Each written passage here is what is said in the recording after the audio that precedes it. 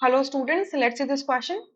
The total mass of a unit cell is equal to, आपका जो unit cell होती है, यूनिट सेल क्या होती है? स्मॉलेस्ट रिपीटिंग यूनिट होती है किसी भी क्रिस्टल की, ठीक है। और ये यूनिट सेल होती है, इसके पैरामीटर से डिफाइंड होते हैं, यानी कि एज लेंथ से एंड इंटरफेशियल एंगल से, भैया। सो कह रहे हैं कि अगर आपने एक यूनिट सेल ली है तो इस यूनिट सेल के टोटल मास क्या होगा। अब यूनिट सेल किससे बनी होती है? ऑब्वियसली पार्टिकल्स अरेंज रहते हैं, पार्टिकल्स या तो कॉर्नर्स पे होंगे, ये कॉर्नर्स एंड फेसेस पे होंगे, या कॉर्नर्स या बॉडी में होंगे, या कॉर्नर्स या एंड सेंटर्ड में होंगे, ठीक है। सो इस तरीके से आपकी यूनिट सेल बनती है। तो इस पूरे यूनिट सेल का मास हमें पता करना है, टोटल मास पता करना है, ठीक है। सो क्या पता करना है? Total mass of unit cell, total mass of unit cell. अब देखो ये बिल्कुल वैसे ही है, आपसे कोई बोले कि आपके पूरे बैग का वेट क्या होगा, ठीक है, आपके पूरे बैग का वेट क्या होगा। अब हम कैसे पता करेंगे आपके पूरे बैग का वेट क्या होगा? लेट्स से कि आपके बैग के अंदर 10 नोटबुक्स हैं।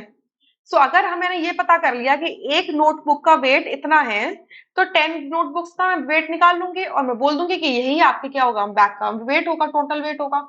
सिमिलर वे में आपको यूनिट सेल का पता करना है, आपको यूनिट सेल में कितने एटम्स या कितने पार्टिकल्स प्रेजेंट है वो पता होना चाहिए, और हमें एक एटम का मास पता होना चाहिए, बस हो गया काम। तो यहाँ देखो फर्स्ट में क्या लिखा है, molar mass of the particle present at the lattice point, गलत बात है।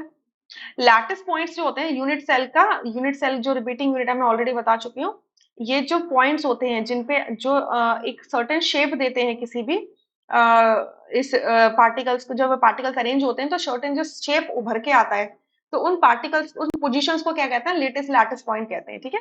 सो फर्स्ट ऑप्शन कह रहे हैं कि लैटिस पॉइंट्स के ऊपर जो पार्टिकल्स प्रेजेंट है उनका मोलर मास ही total mass of the unit cell होगा। अब मोलर मास का मतलब क्या होता है? मोलर मास का मतलब होता है कि जब 1 मोल पार्टिकल्स प्रेजेंट होंगे उसमें जो मास होगा उसको मोलर मास कहते हैं। तो लैटिस पॉइंट पर कोई 1 मोल मोलर मास प्रेजेंट हो सकते हैं क्या? नहीं, ठीक है।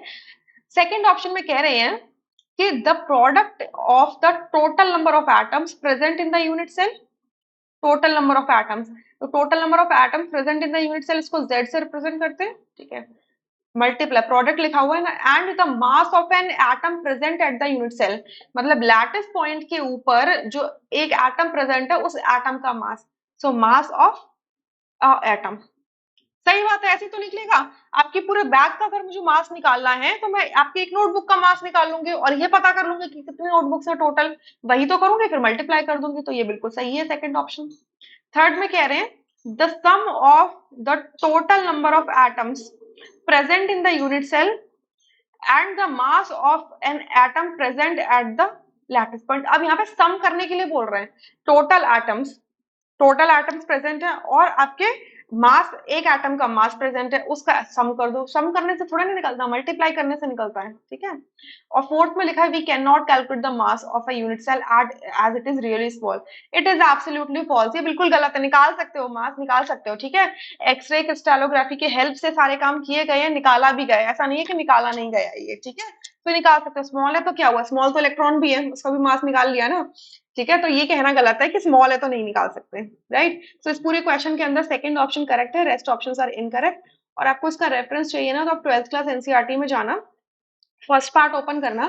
फर्स्ट पार्ट ओपन करोगे ना तो आप जाना पेज नंबर 22 में, पेज नंबर 22 में जाओगे ना तो वहां पर क्लियरली मेंशन्ड है, जो कैलकुलेशन लिखा है ना, टॉपिक है calculation involving unit cell dimension, वहां पे लिखा हुआ है कि mass of the unit cell, और लिखा है mass of the unit cell is equal to number of the atoms in the unit cell multiply mass of each atom, ठीक है। तो वहां पर आप देख सकते हो। I hope you understood this question, thank you.